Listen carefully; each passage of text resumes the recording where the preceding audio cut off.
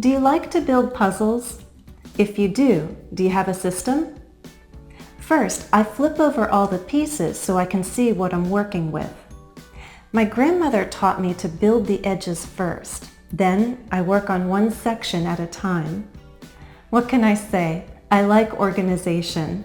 I like patterns. Let's take some time to talk about the parts of a sentence and how they fit together. There's a lot of pleasure when you finally put a puzzle together and see a pretty picture. Maybe you'll feel the same about putting together clear sentences in English. Learn about sentence structure in English with Jennifer.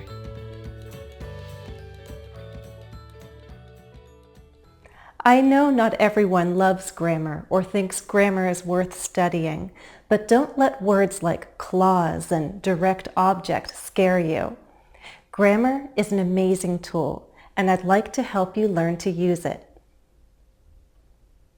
Putting a sentence together is like building a puzzle. Put the pieces in the right place and you'll create something solid.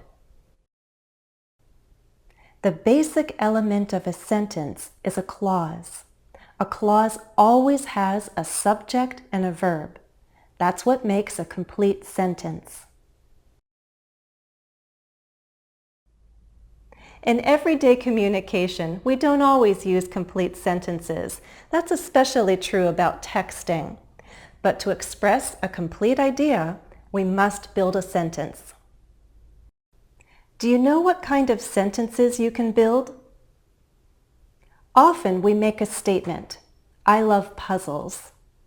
That's a declarative sentence. Other times we ask a question, do you like to build puzzles? That's an interrogative sentence. Sometimes we make a request or give a command, help! That's an imperative sentence.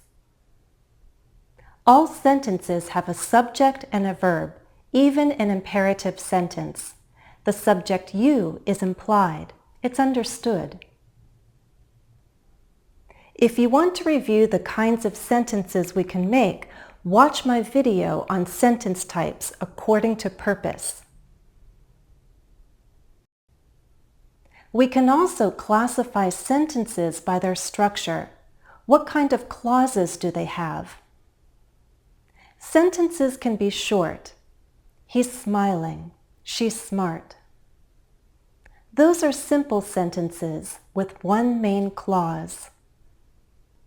The clause is an independent clause because it can stand alone as a complete sentence.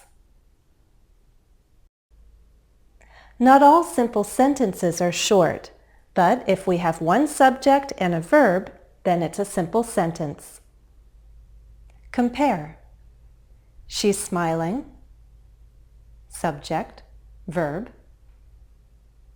The beautiful young lady over there is smiling sweetly at us. Subject, verb.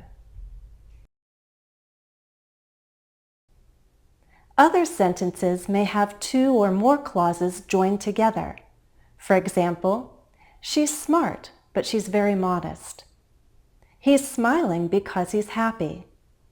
These are examples of compound and complex sentences. To learn more, watch my video on sentence types according to structure. In this lesson, we'll mostly focus on simple sentences with a single clause. This will help you understand the parts of a clause.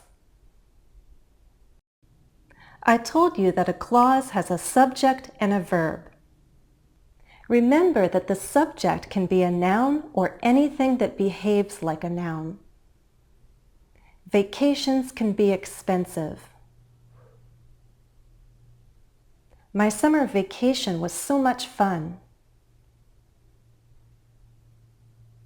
It was so much fun. Playing beach volleyball is a summertime activity. We can have compound subjects. For example, hiking and swimming are two inexpensive activities. We can even use a clause as our subject, but that's for another lesson.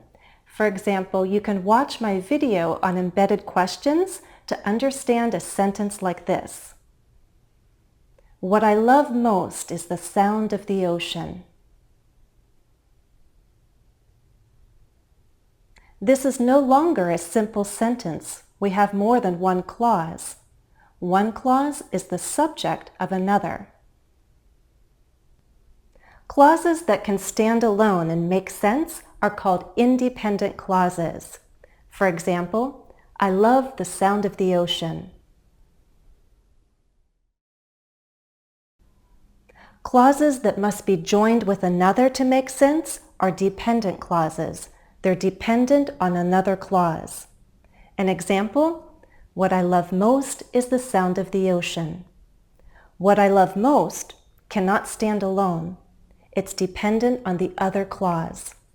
What I love most is the sound of the ocean. Remember, there are two basic types of clauses, independent and dependent. Both have a subject and a verb, but only the independent clause can stand alone and make sense. This is the kind of clause we'll focus on.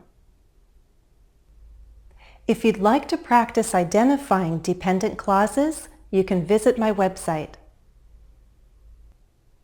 After the subject comes the predicate. Predicate is just a fancy name for everything that follows the subject. The predicate tells us what the subject does or what the subject is. The predicate contains the verb. Verbs, as you know, express an action or a state.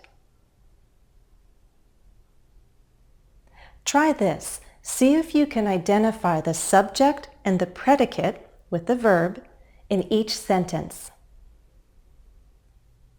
The whole family traveled to a tropical island. Subject, predicate. There's the verb. Anna, Franco, and many members of their extended family met at the resort. Subject, predicate. Where's the verb? There. They had an amazing time relaxing on the beach and enjoying water sports. Subject, predicate. Where's the main verb? Right there. There's probably no end to how many original sentences we can make in English.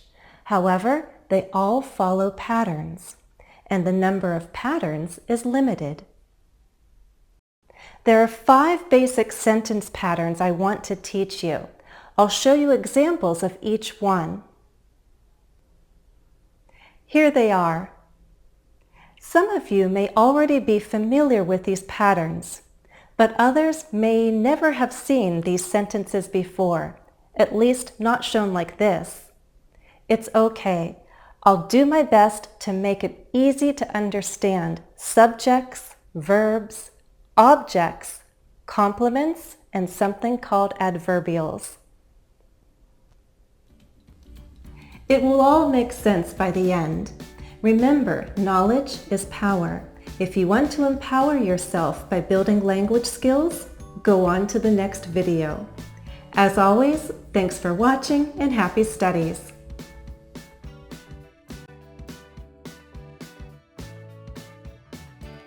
Remember to follow me on social media. All the links are on my YouTube channel.